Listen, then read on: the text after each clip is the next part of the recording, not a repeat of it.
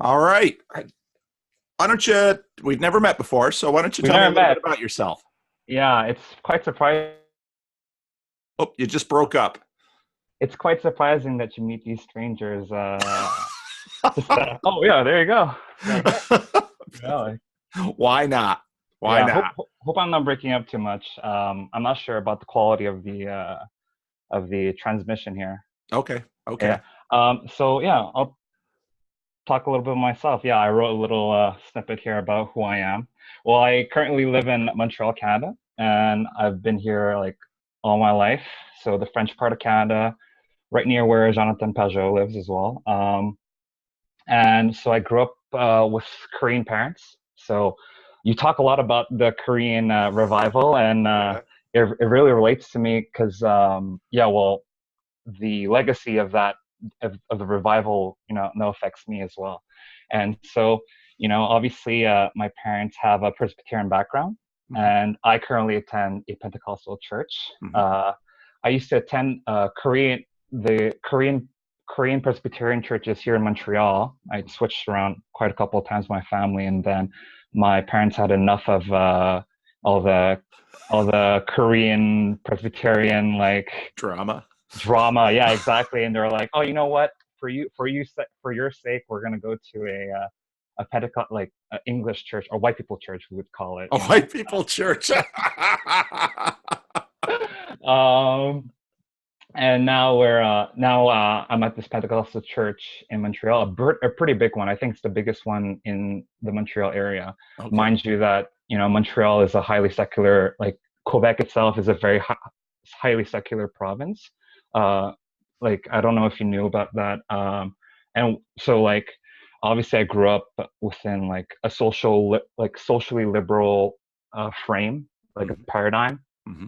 and well, just into like just thinking about who I am. I'm trying to be very honest. I guess a lot of like how I hate to associate being socially liberal to sexually immoral as well. Hmm. And I think I was plagued by that sort of thinking a lot.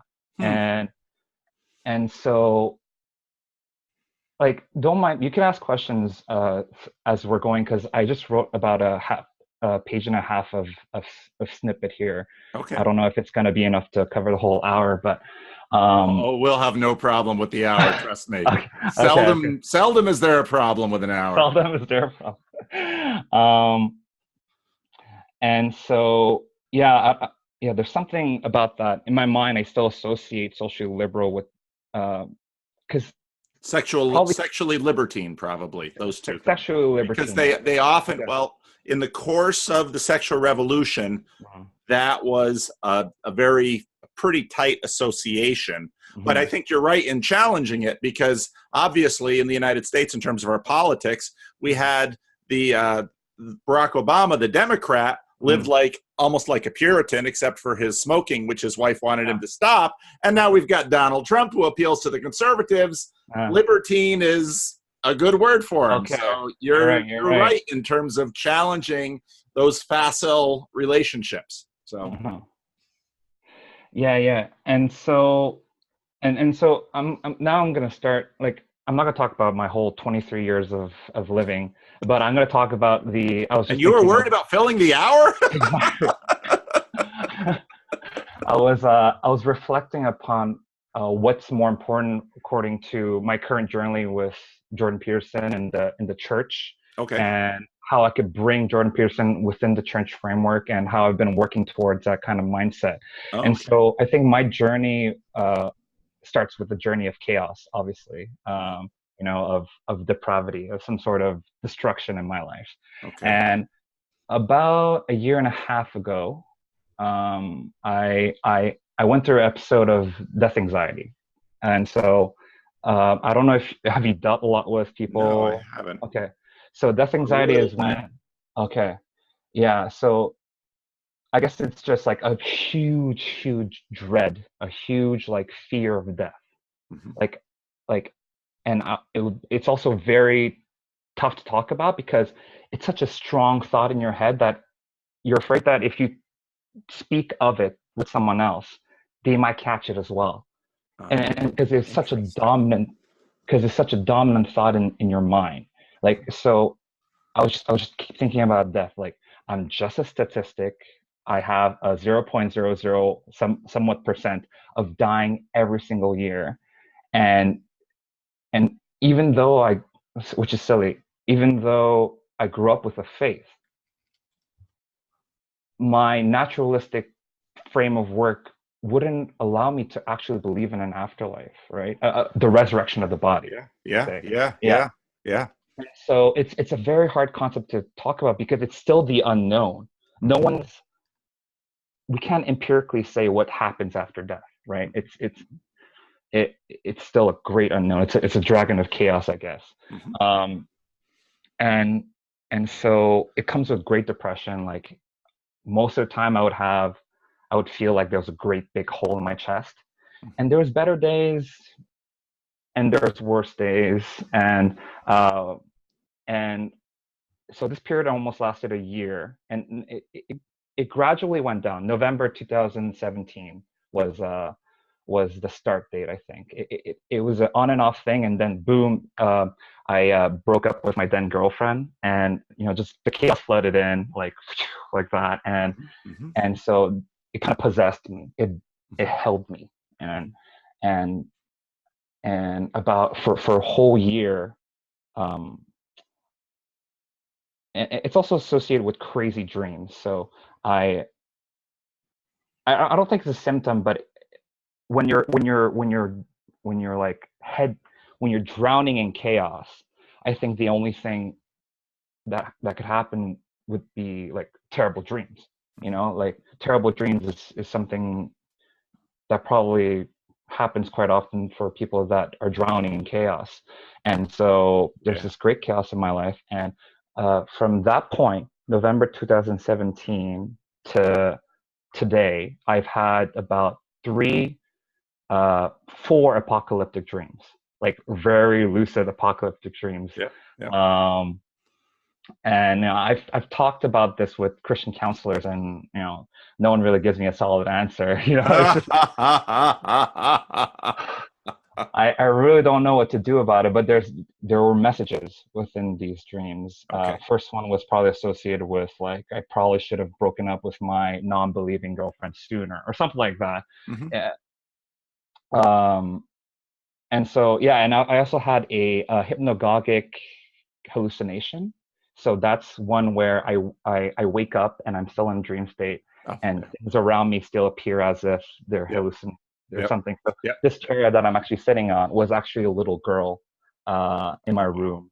And so I got up and I shook the chair. And once I felt the fabric within my hands, I was like, this is a chair. And the girl quickly turned into a chair. And I was like, my heartbeat was racing so hard. And so when I think about these episodes, like, I want to tell these episodes because I was listening to the podcast of the guy involved in cults, and he saw a being of light. Yep. Yep. And I Nick. was like, I resonate with that so much because it's experiences that are very closely linked to what I've experienced. Like, Yep. I'm pretty sure that might happen to me at any moment. Hmm. Yeah. And which is interesting for me because whenever I feel like, and I'm being very evangelical here, I understand. I don't know if this is That's okay. like Just say what you think. yeah. And you could interject at any moment. I feel like whenever I feel God's presence the closest, Mm-hmm. like a powerful, purifying presence, right? A holy presence. Mm-hmm. I shy away from it because I'm so afraid of His presence. Mm-hmm. Mm-hmm. And I have a lot of friends in my entourage, right? Christian friends. I've made Christian friends since then, ever since I switched into a Pentecostal Mm-hmm. background.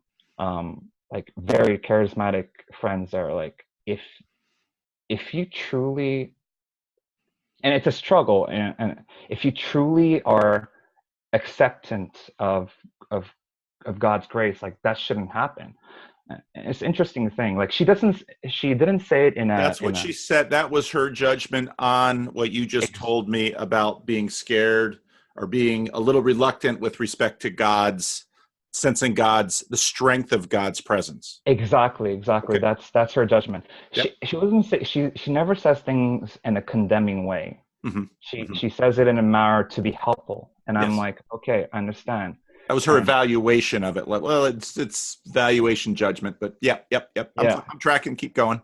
Okay, great. Because obviously, I've been listening to you for a long time, and I know you're a very smart guy, and you have a lot of experience. So I'm not afraid of you losing track of whatever I'm about to say. And then, so death anxiety, right? We're back at the death anxiety.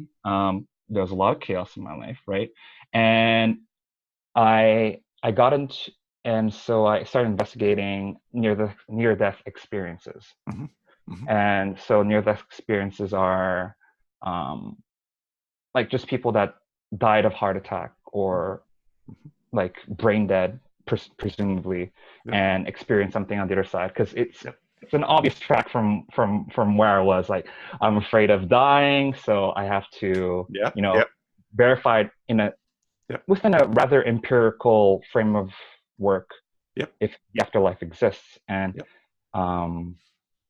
and I, and it kind of, and that experience kind of really shook, like investigating those experiences kind of shook a little bit of whatever, like a little dent was caused by it within my naturalistic frame of work. And I was like, okay, I could accept that.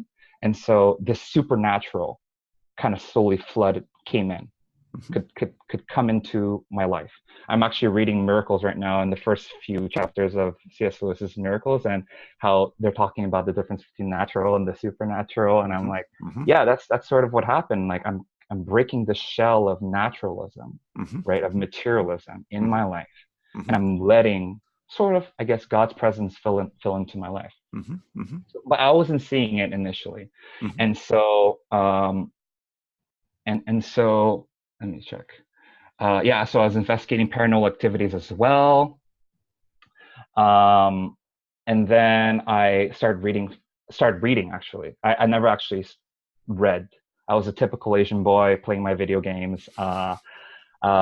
Relatively, I think I'm relatively good at school. So like I'm currently studying civil engineering. I'm finishing my bachelor's degree. Okay. And it was an easy ride for me. But as we know, easy is not the way to go. It's you have to carry a burden. Yeah. And I associate some of my fall into chaos because I took life with such a great level of flippancy. Like it didn't matter to me. I was like, video game, like drinking, clubbing, like it just didn't matter to me, right?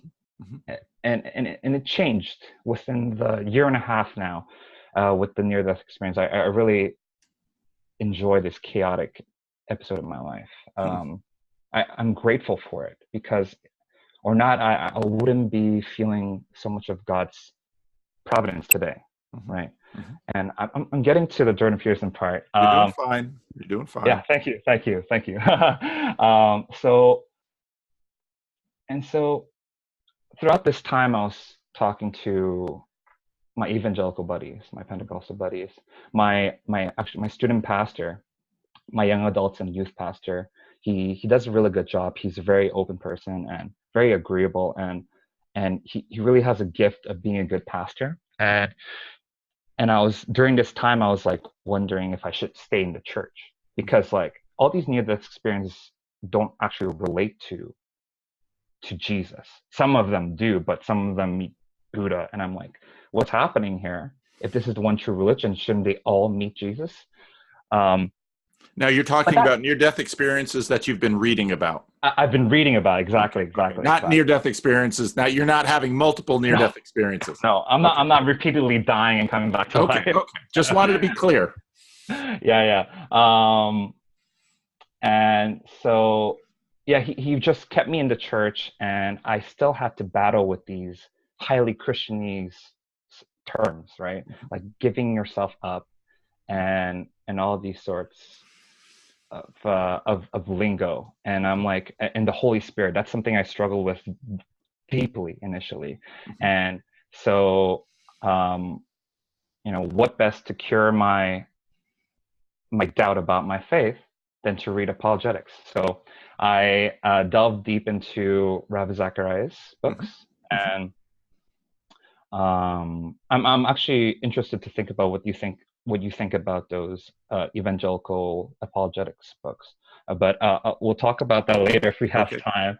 Okay. And then C.S. Lewis. Actually, I started reading Mere Christianity, and this is about 3 months before I started reading 12 Rules. Um, and so I started with Mere Christianity, and I like, wow, this guy, very smart guy, right? And I'm like, he's sort of explaining what the Holy Spirit is, and I'm struggling with this. And as you know, the Pentecostals are really strong in talking about the presence of God, and I'm like, okay, that's interesting. Yeah. I could sort of make something of it with my background in quantum physics, and like how like everything's a wave, everything's a presence in the form, but in a wave-like form. So like, um, okay, that could be a spirit, right?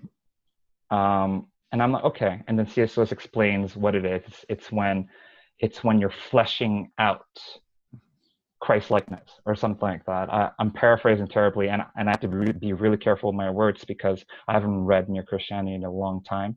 Okay. Um, yeah, so fleshing out, being less of yourself and and being more of Christ. Okay, Mhm. I get that. Mhm. But it's hard to let go of my naturalistic presuppositions. It's Oh hard to yeah. let go my sexual libertineness, right? It's Yes. hard to Yes. let go. And it's a pride within. And I discovered how deadly pride is. Yeah. And like and then pride, just let go of pride, that demon pride. And I always struggle with it, right? And I love how C.S. Lewis talks about how like the pride is the king demon. It's the one that that comes before all, right? You need pride for lust, you need pride for gluttony, you need pride for every sin, and you just need to and I and you just need to think that your will is better than God's, you know best. It's just like I'm like, and I struggle with this every day because obviously, and I associate this with my Korean background. Koreans are very prideful people. Yes. Koreans extremely prideful people, and it came down on me. And like, my dad has a very like short temper, and I had one too. And I'm trying to battle it so bad every day. And I started reading Soren Kierkegaard, and it's like, yeah, you're a naturalist. Well, in within any axiom, you can you can find yourself regretting the actions that you do, right? Like you will eventually even regret committing your own suicide, like you'll regret, getting married to this girl, like just and I'm paraphrasing, I think it's just let go. Just let the spirit of God take hold of you. And and that's when the shell started breaking. And Hmm. so and then I started listening to Ben Shapiro. Hmm. And so before Jordan Peterson. And so Interesting. I would watch these videos of Ben Shapiro because I would associate my chaos with social, like the social liberal frame of work, frame that I would Yep. live in, Yep. especially in Montreal and like a metropolitan city. Um, and like I was like hating on whatever I used to hold. Like I was hating who I was. Like uh like the sexual morality in my life, all these like things that I would do that came up to it, and I'm like, I just used to, I hated it so much. And so Ben Shapiro was my gateway drug to that. I was like, oh, but he's like, oh, this guy is on media, and he's telling all these things that I don't like that, finding things for me to accuse. And I realize it's not a great thing. I realize, it's don't blame the world for your sins, and that's where I stand now. But back then, I would I was I was I was very happy that I found Ben Shapiro, and then I would see like Jordan Peterson in the equation, and I'm like, okay, this guy talks about Christ. Okay. But he doesn't use Christianese terms. He's probably a charlatan. Like he's probably like a snake oil salesman. He's just like using Christianity for his own benefit to get on this show. Hmm. And so I paused on Jordan Peterson for a bit, and I kept reading more Ravi Zacharias books. Mm-hmm. And during the summer of 2018, I took a swing at 12 Rules, Mm-hmm. and I started reading 12 Rules, and I saw the parallels that Jordan Peterson has with C.S. Lewis, and I know you emphasize that on a lot, and I saw it like straight away. Yeah. His relationship with consciousness. I took a great interest in consciousness, right? So because if you want to live after life, the only thing that actually matters is your consciousness, right? And so he takes a big emphasis on consciousness, and I realized that I'm like, okay, yeah, this guy might have something, and finished 12 Rules. And like 12 Rules really put the framework of like how to, within a rather materialistic frame of work, right, evolutionary frame of work, Yep. flesh out the commandments of Christ, right, the biblical principles. Yeah. And it was really helpful. But now from that frame of work, I'm trying to work towards like how to work out my spiritual life, right? And it could, I think it might occupy the same space, right? We talk a lot about superposition in quantum physics, and like, you know, some things might be superpositioning, right? So like the psyche and the spirit, right? It might superposition like at a certain point, like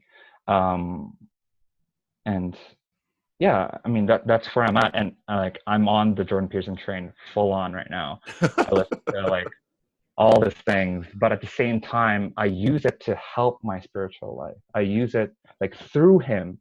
Yeah. You know, these biblical principles are passed down to me, and I can understand them, and I'm able to live like a better Christian life, a spiritual life that's better than it was before. Mm-hmm. And now I'm reading, I'm writing, all thanks to him. All thanks to Jordan Peterson. All of like, because it makes sense. Mm-hmm. And then he gives also a understanding of what the Holy Spirit might be as well. Like the Spirit, like in that video, I don't know who he did this interview with, but when he was asked about if he believes in God, and I believe that he does. I believe that he does. He does believe in God. I think he has enough in him to be, and I'm thinking about it in the Great Divorce frame of work. If Jordan Peterson comes up to Refrigerium, right? Comes up to Refrigerium, right? Oh yeah. Keep going. If Jordan Peterson comes up to Refrigerium, I think he'd be able to bow his head down and accept Christ as a savior in this afterlife. And I think that's the point of understanding God's saving grace, is that you just have to bow down. But it's the pride that you have, the devil, right? The pride is devil, right? Lucifer, morning star, right? He's the highest, and he fell to the lowest point.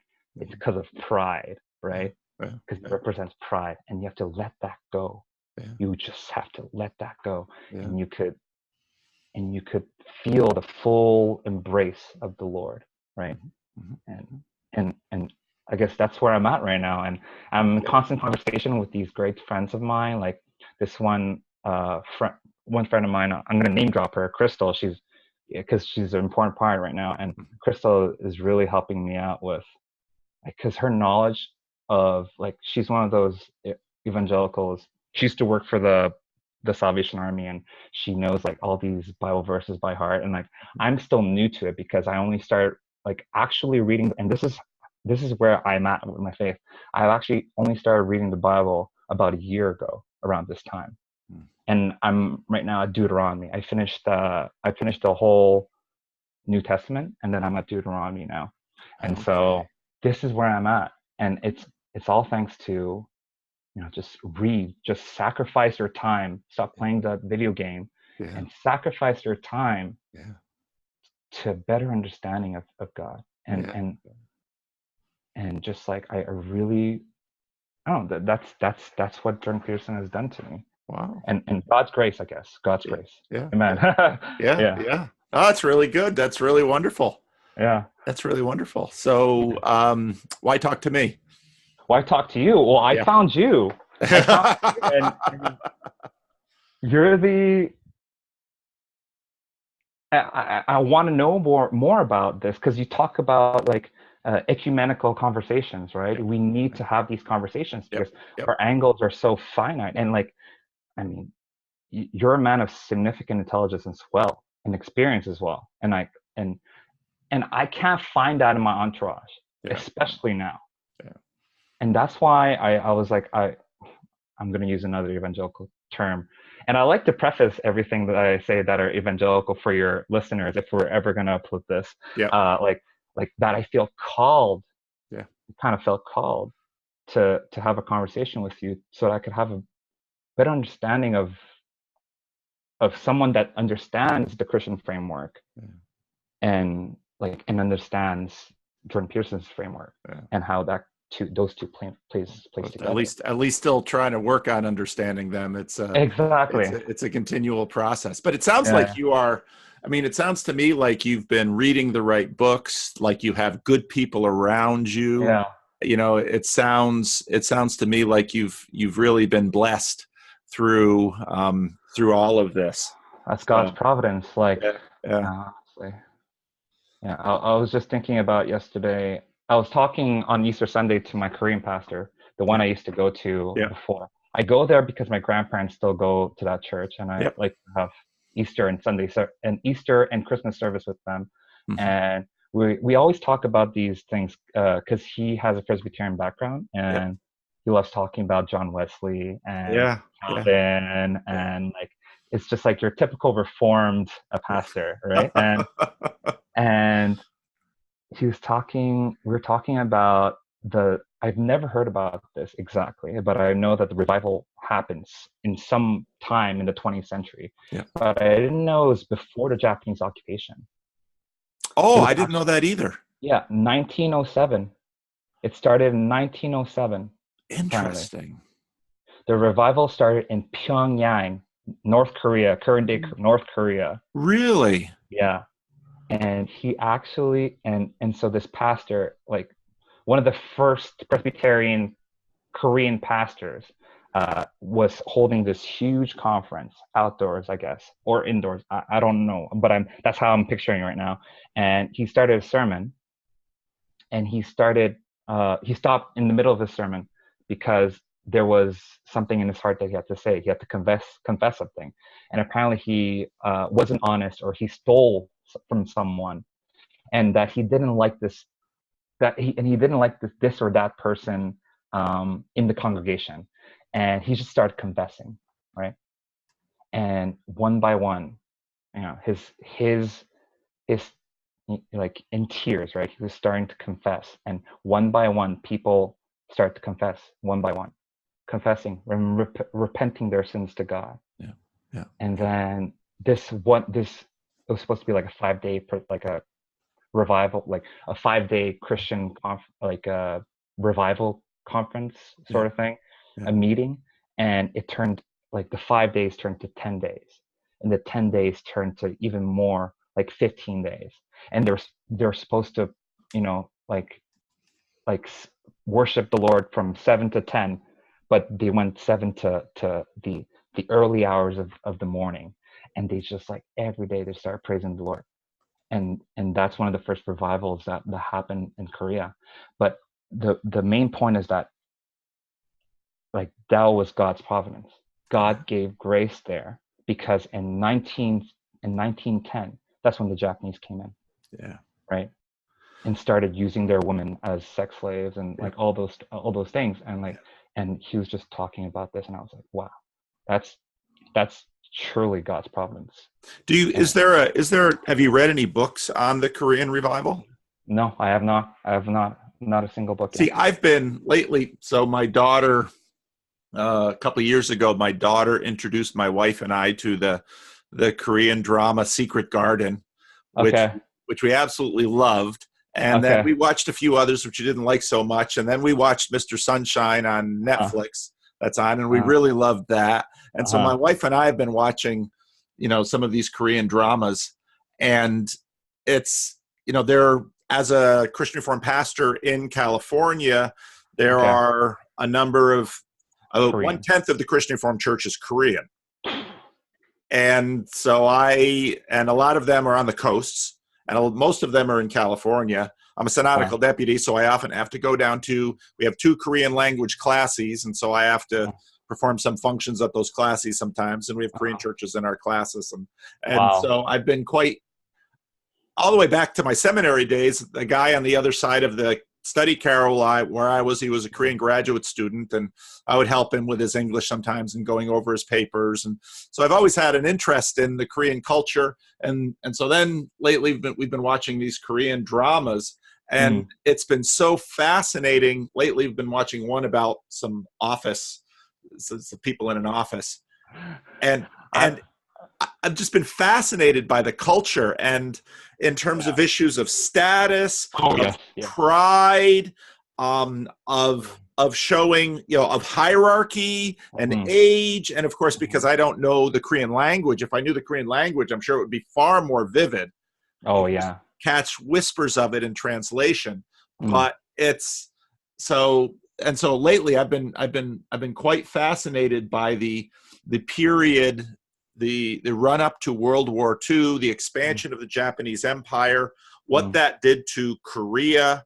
And I mean, that whole episode set in motion so much in Asia. And then of course this Korean revival, which, when you think about it, this has completely changed the history of a good segment of Christianity. And it's been Korean missionaries that have been going out all over the world, planting churches, but then here in the United States, working with the Korean churches and whatnot. It's amazing how, so the Korean churches come in and they're very, they've got their program. They're very determined. They've got their prayer services early in the morning. And of course the pastor is running everything, and they're running their pastors ragged.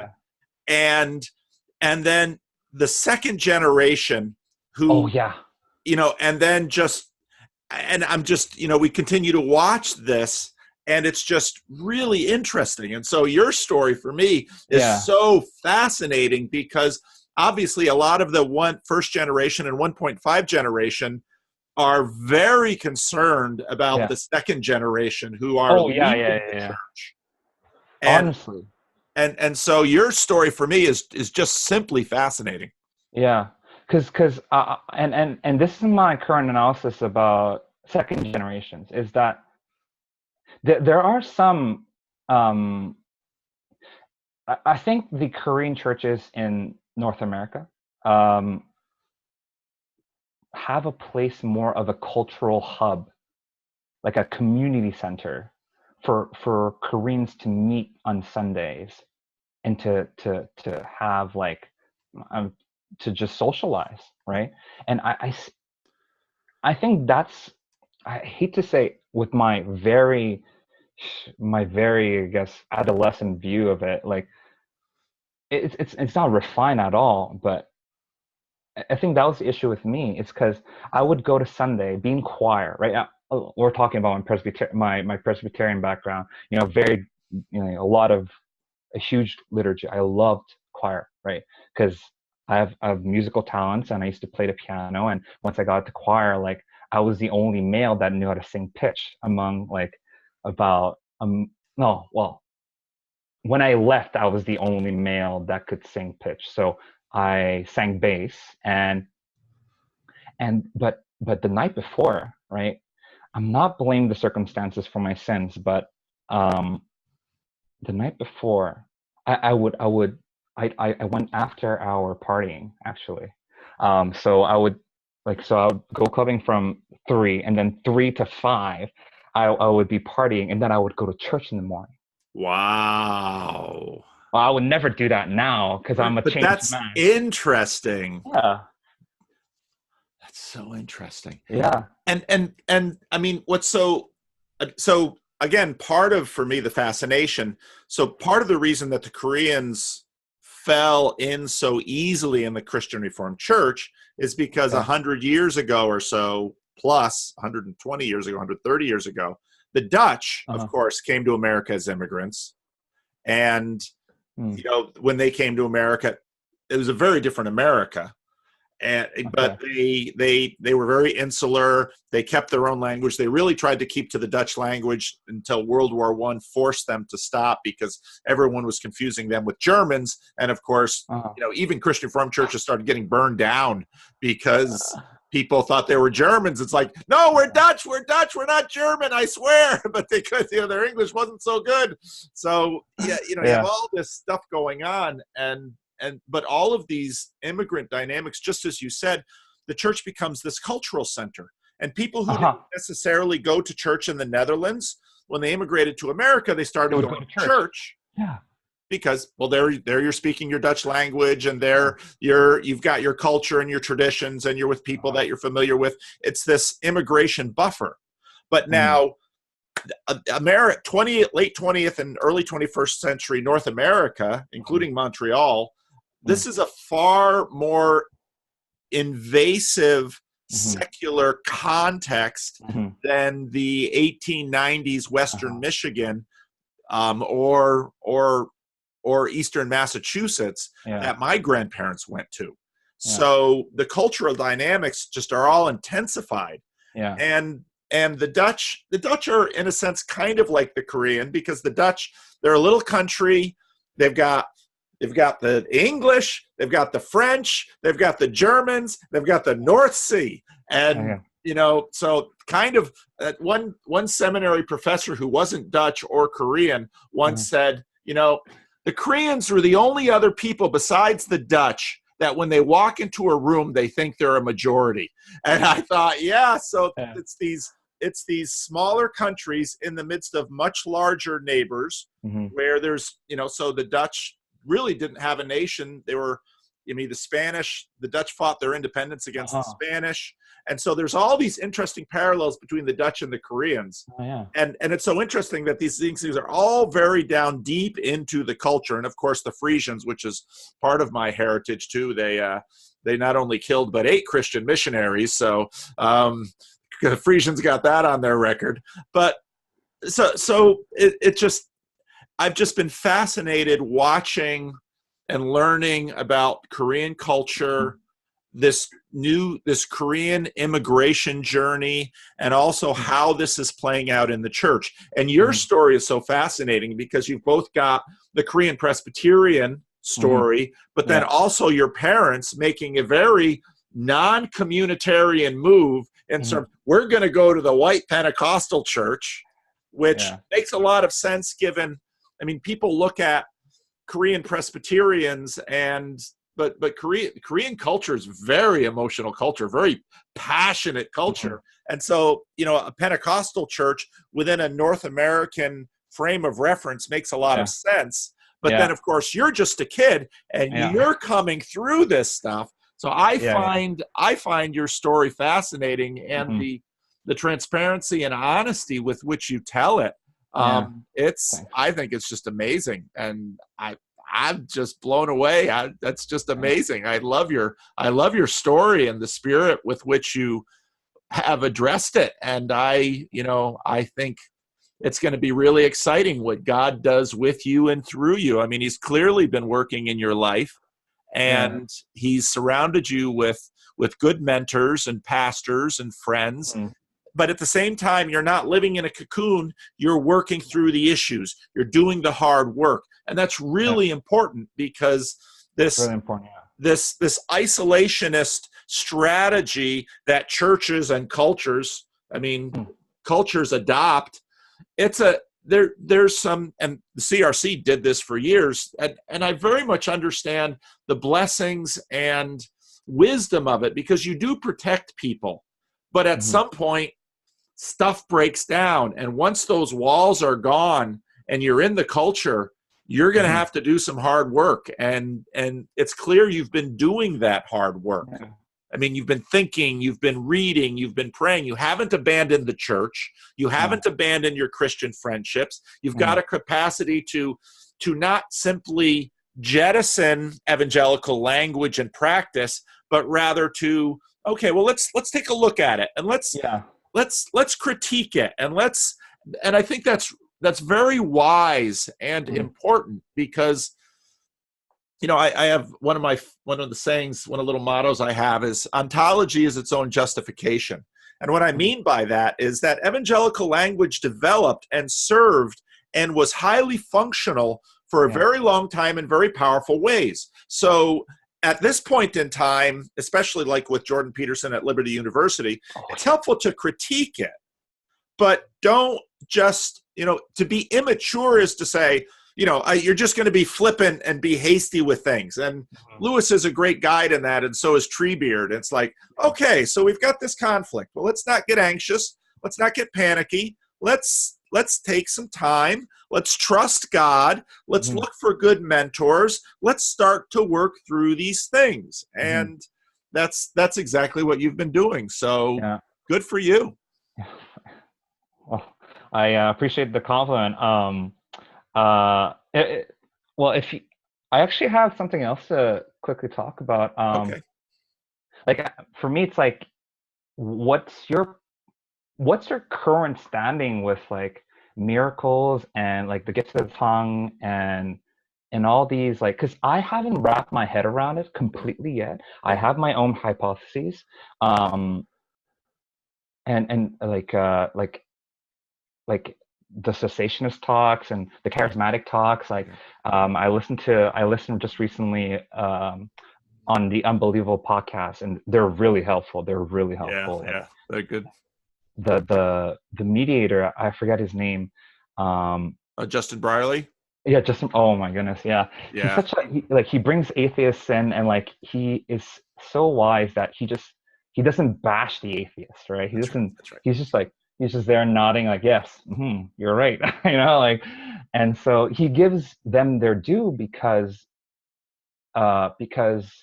and this quote, this Augustine quote is in my mind a lot.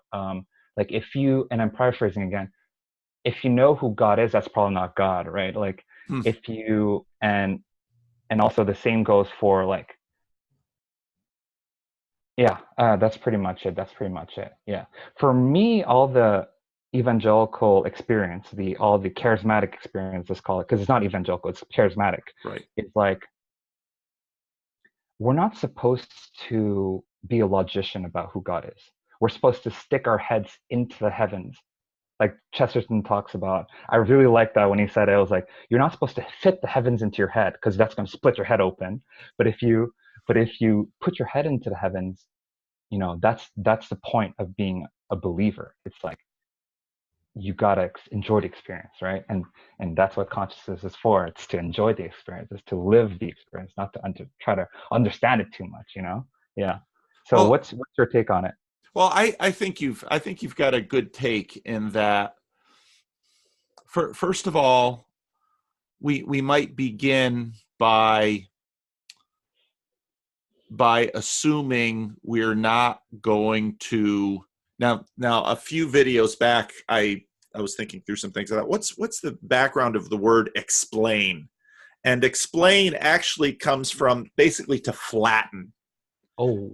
And so explanations tend to flatten, which in a symbolic world, or Jonathan Pajot talk, or Vervaeke talk, kind of an axial tension. To explain is, in a sense, to bring things down, and I think in some ways try to reduce things to causes, and especially in our materialistic, scientistic framework, that enlivens our ambitions, that if we can explain and flatten and reduce things to causes, then we can employ them.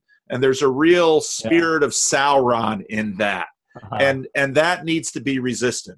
So I personally, I've seen way too much in North America and overseas to believe in that miracles have ceased. I have I have too many friends who I know and trust. I mean, these people I trust with anything, because they are that faithful and trustworthy, and they've been tested over time, and they tell me stories, and who am I to doubt? And C.S. Lewis actually is very helpful with that, like the conversation he has with Peter about Lucy and Edmund, because he says, who would you normally believe, Lucy or Edmund?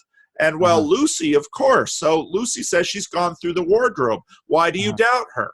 And so there is, and I really learned this from my father. There's kind of a posture where people tell you things, and if you watch a lot of my conversations, it unnerves some people, because in evangelical culture, we keep wanting to check and correct people very quickly. That's a bad move relationally.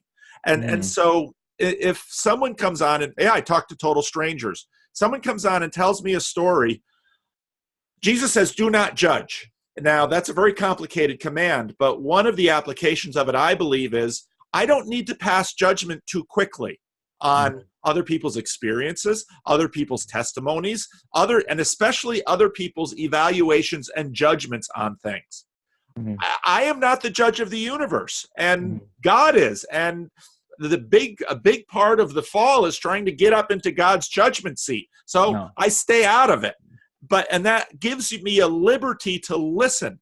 And so I think actually, if all the rationalists want to say, oh, it's all about evidence. Okay, well then let's check our biases. Because what I've seen in a lot of what we discussed here, and I'm going to send this to you, and and I want you to watch it and then decide, especially because you're young, if you're comfortable with me sharing it. Okay. I'm only going to share it if you give me permission. But we have a huge bias in our culture, and this is also in the evangelical churches, to flatten everythand out, and to correct everything, and to only present things that are all buttoned down and nicely packaged out there. And especially coming from a Korean culture, you can smell the pride in that. Oh yeah. And so you're right. I think we should listen to people, and I think we should take all the evidence in. And truth be told, when you sit and you look at the evidence, this materialistic, naturalistic frame that is the dominant framework of academia, of, in many ways, the public, political, legal space, it just doesn't stand up to the evidence. The evidence is that the world is very strange, and people have experiences that they cannot comprehend, and all of our articulations of these experiences are themselves representations. And so you're best off keeping an open mind and listening. And when Christians come along and say, well, this, and this about that, you can say, fair enough. You want to sit in the judgment seat? Sit in the judgment seat. But Jesus tells us to be very careful about that judgment seat, because he says, to the degree, with the measure that you use to judge others, you will be judged. And it's okay, so I am not a skeptic with respect to all kinds of things, but at the same time, I also withhold judgment, and I withhold judgment to the degree that I don't need to judge. I don't need to say whether this or that happened. I don't need to explain all the varieties of near-death experiences. I don't need to. I don't need to do that, because I can't. So I listen to your story, and I take it as I hear it, and I think actually, this posture that I've really learned from my father, because he was very much this way, and he learned it from Lewis. He was a huge Lewis fan. I have tried to practice this, and I've seen it as being a good way to go. So I recommend it. Wow. Yeah, that's what I was thinking. Like, I have this one friend from church. He'll remain nameless. I grew out of the apologetics phase, right? I grew out of it, and there's something about apologetics that's sort of like that. It's like you have to flatten everything out, and that's exactly the evangelical part of, like, of trying to flatten things out, and so that it could be presentable for the outside world, That's right. right? That's Of right. the world. And so I was like, there could be a great danger of falling into, you know, Luciferianism. Like, no, I'm not saying no, like No, being like I Lucifer. Yeah. completely understand what you're saying. It's like if you're too high, you're gonna fall way low. You know, like you're not.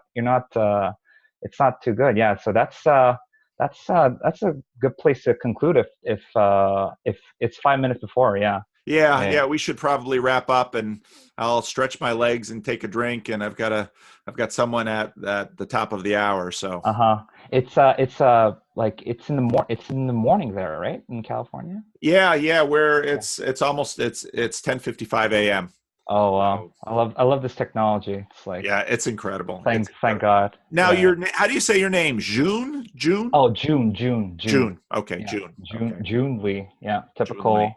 Yeah, and my Korean name is exactly the same. No there's no June something. It's a quite unique name of having a monosyllabic name Yeah. as a first name. Yeah. Very cool. Well, thank you Yeah. so much for reaching out and talking. And I will send Yeah. this to Well, you, and you look at it and decide. There's no rush, yeah. and decide. If you'd like me to share this, I'd be happy to. I think people would be very interested in it and profit from it. But it's your story, Yeah. and it does take discernment.